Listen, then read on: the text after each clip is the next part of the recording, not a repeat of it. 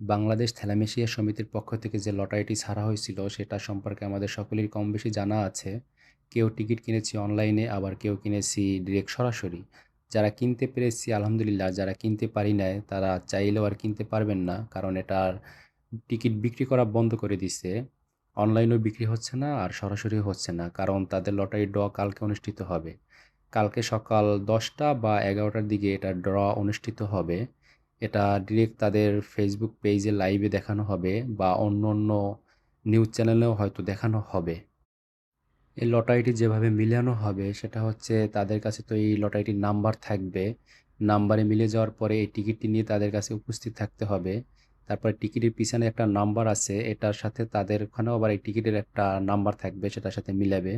আরও বিভিন্নভাবে তারা পরীক্ষা করবে। আর এটা যে পুরস্কার থাকবে সেই তালিকাটা তো আপনারা সকলেই জানেন। প্রথম পুরস্কার একটি ফ্ল্যাট বা 30 লক্ষ টাকা।